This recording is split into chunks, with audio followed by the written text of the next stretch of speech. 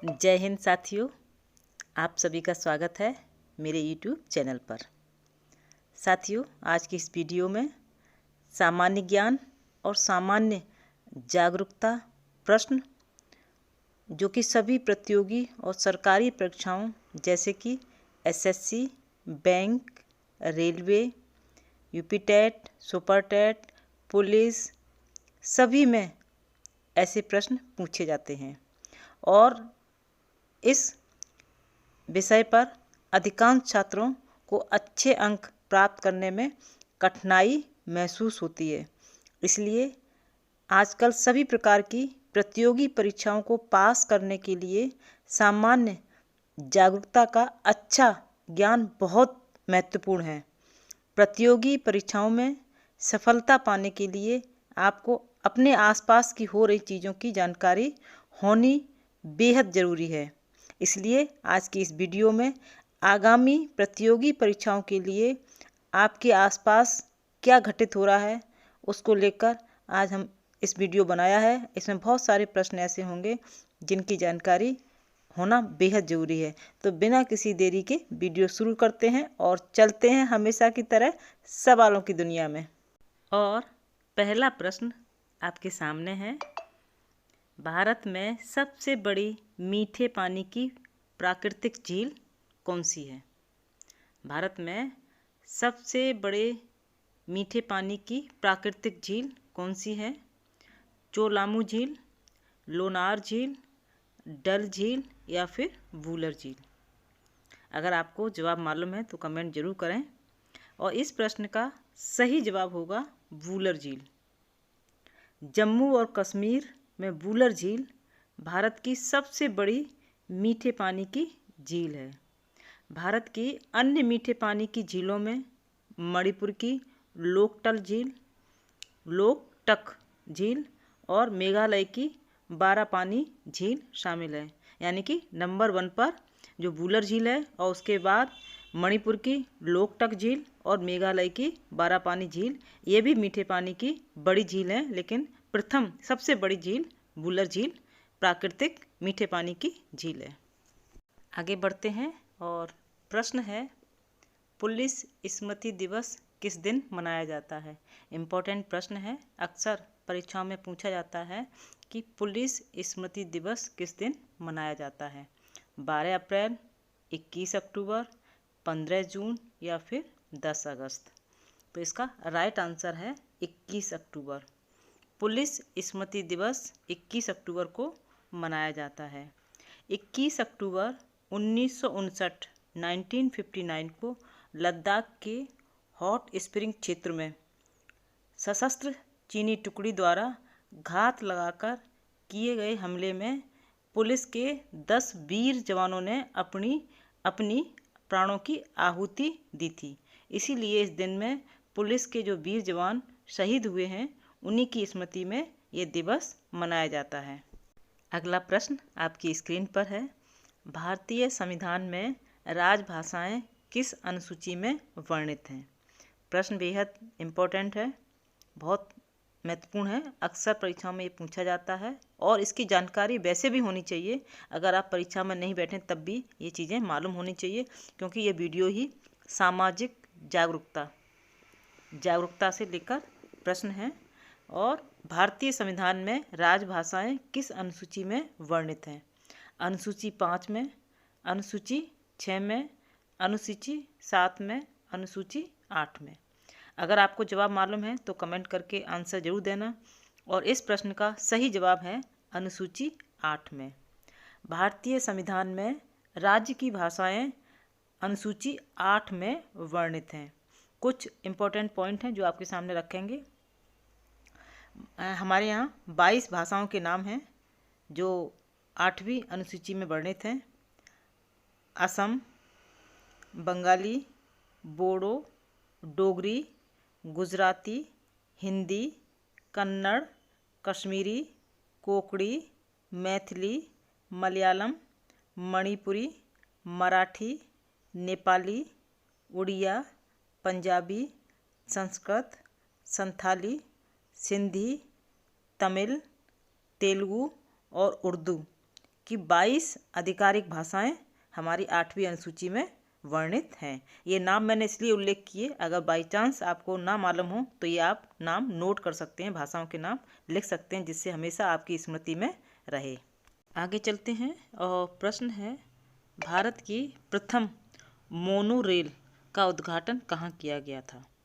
भारत की प्रथम मोनोरेल का उद्घाटन कहाँ किया गया था? हमारे सामने ऑप्शन है बेंगलोर, मुंबई, नई दिल्ली और कोलकाता। इसका राइट आंसर हो जाएगा मुंबई। भारत की प्रथम मोनो रेल का उद्घाटन मुंबई में किया गया था। कुछ पॉइंट हैं जो आपके सामने रखेंगे। मुंबई मोनोरेल भारत की बहुप्रतीक्षित पहली मोनोरेल थी।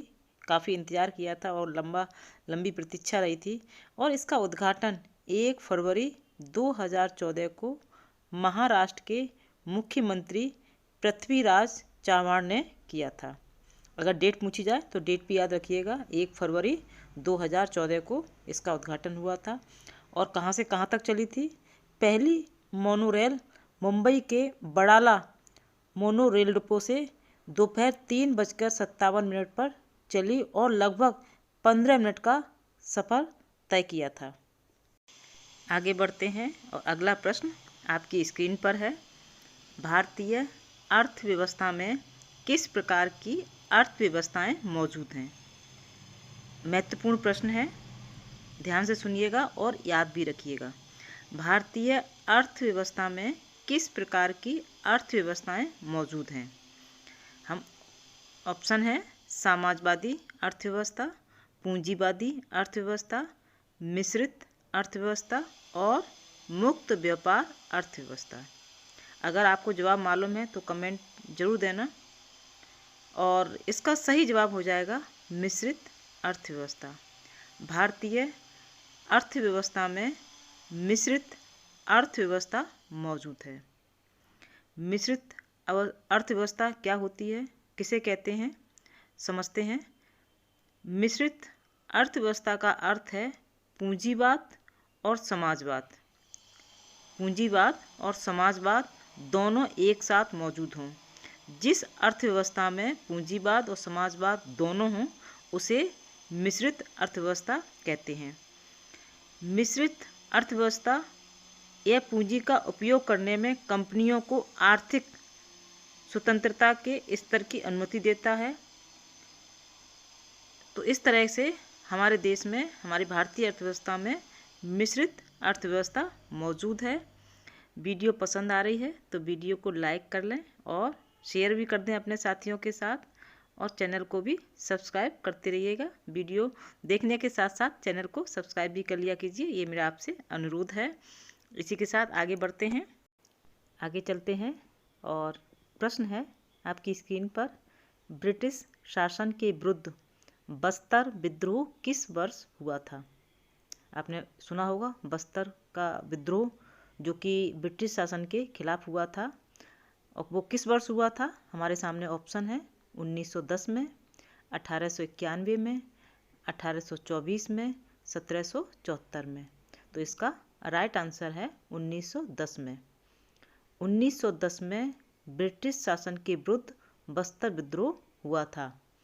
बस्तर विद्रोह, जिसे भूमिकाल विद्रोह के नाम से भी जाना जाता है, भूमकाल के नाम से भी जाना जाता है। अगर पूछा जाए ब्रिटिश शासन के विरुद्ध भूमकाल विद्रोह किस वर्ष हुआ, तो उसका भी आंसर यही होगा 1910 में।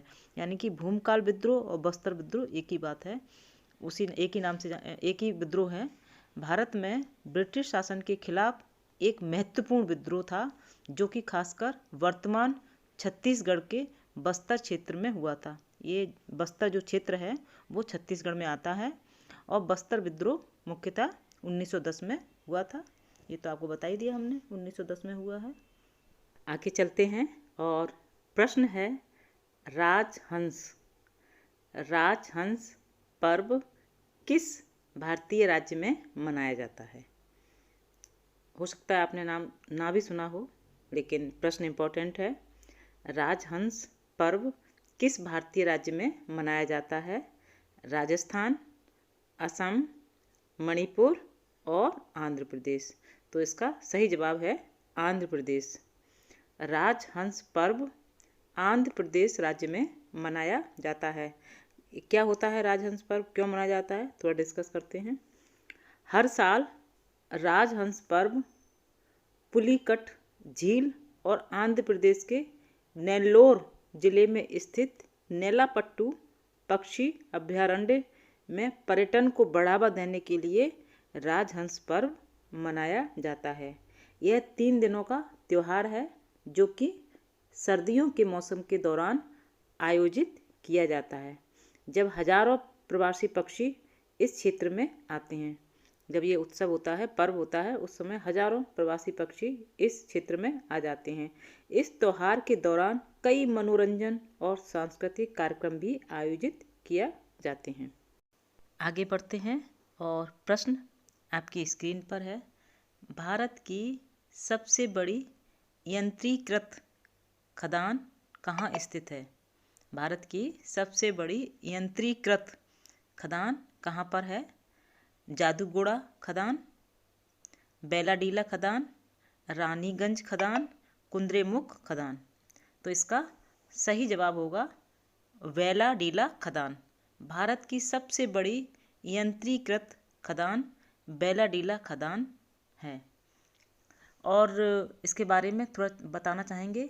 यह खदान अपने down the hill conveyor system के लिए अद्वितीय है।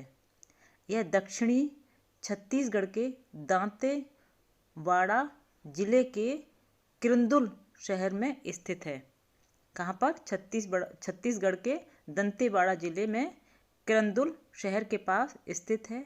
यह भारत में खनन में सबसे लंबी कन्वेयर प्रणाली का दावा करती है, ये खनन। और बेलाडीला जो 14 खदान भारत में पहली बड़े पैमाने पर खुली मशीनीकृत लौह अयस्क खदान है, जिसके लिए राष्ट्रीय खनिज विकास निगम यानी कि NMDC ने एक विस्तृत परियोजना रिपोर्ट भी तैयार की है। प्रत्येक परीक्षाओं में सामान्य जागरूकता को लेकर प्रश्न पूछे जाते हैं, उसी को ध्यान में रखकर ये वीडियो बनाई है और ऐसे प्रश्न लिए हैं जिसकी जानकारी होना बेहद ज़रूरी है और एग्ज़ाम में भी ऐसे प्रश्न पूछे जाते हैं। तो मुझे लगता है वीडियो आपको ज़रूर पसंद आई होगी। वीडियो पसंद आई है तो वीडियो को लाइक करें, शेयर करें और अगर चैनल से नए जुड़े हैं तो चैनल को सब्सक्राइब भी कर लीजिएगा। चैनल को सब्सक्राइब करना मत भूला कीजिए, क्योंकि चैनल को सब्सक्राइब करने से सबसे पहले नोटिफिकेशन आपके पास पहुंच जाता है, जिससे कि आपको इजी भी रहता है देखना। तो आप सबसे बस यही है कि चैनल को सब्सक्राइब करें। इसी के साथ जय हिंद, जय भारत।